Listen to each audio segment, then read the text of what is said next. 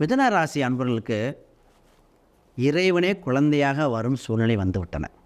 ஏன்னா இவங்க வேண்டாத கோயில் இல்லைங்க, வழிபட்ட தெய்வங்கள் எல்லாம் அத்தனையும் இருந்தது. 10ல் சனி பகவான் வரும்போது கர்மம் செய்ய குழந்தை இருக்கும்போது, அப்போ ஆண் குழந்தை, பொதுவாக ஆண் குழந்தை பெண் குழந்தை பிரிக்கக்கூடாது. ஆனால் கர்மம் அந்த மாதிரி குழந்தை பாக்கியங்கள் அற்புதமாக வந்தாச்சு இவங்களுக்கு. 2ஆம் இடத்துல குரு பகவான் குடும்பஸ்தானத்தில் குரு பகவான் வரும்போது குழந்தை பாக்கியம் வருது. நிறைய பேர் ட்ரீட்மெண்ட் சக்ஸஸ் ஆக இந்த ராசிக்கு தான் வாய்ப்புண்டு. ட்ரீட்மெண்ட்டாக எப்படின்னா, இந்த ராசிக்கு திரிகோணத்தில் ராகு பகவான், ராகுங்கிறது மருத்துவத்தின் மூலம் குழந்தை. அவள் சின்ன சின்ன சர்ஜரி, இன்ஃபெக்ஷன் இது மூலம் தள்ளி போனது. குழந்தை வரம் கிடைக்குமா, குழந்தை வரமா சாவமான்னு ஏங்கிட்டு இருந்த இந்த மிதுன ராசி அன்பர்கள் என்ன பண்ண போகிறாங்க, குழந்தை கொடுத்துட்டான், இறைவனாக இருக்கான். நிறைய பேர் குலதெய்வம் பேர், அந்த குழந்தை எந்த தெய்வத்தை பேர் வைக்க ரெடியாக இருக்காங்க. தமிழ் பேர் அதிகமாக விரும்புகிறாங்க. இப்போ முருகர் பேரும் தமிழ் பேரும் அது மாதிரி நிச்சயமாக குழந்தை பாக்கியம் வருது. ட்ரீட்மெண்ட் தேவைப்படுது. ஒரு சிலர் சித்தா மெடிசன் எடுத்துக்காங்க.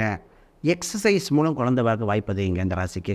இப்போ ஃபிசிக்கல் எக்ஸசைஸ், அப்போ இந்த ராசிக்கு ஒரு சில முத்திரைகள் பயன்படுத்த சொல்லும், ஒரு சில ஆசனங்கள், இதெல்லாம் இந்த ராசிக்கு அற்புதமாக இருந்து குழந்தை பாக்கியம் வருகின்றன.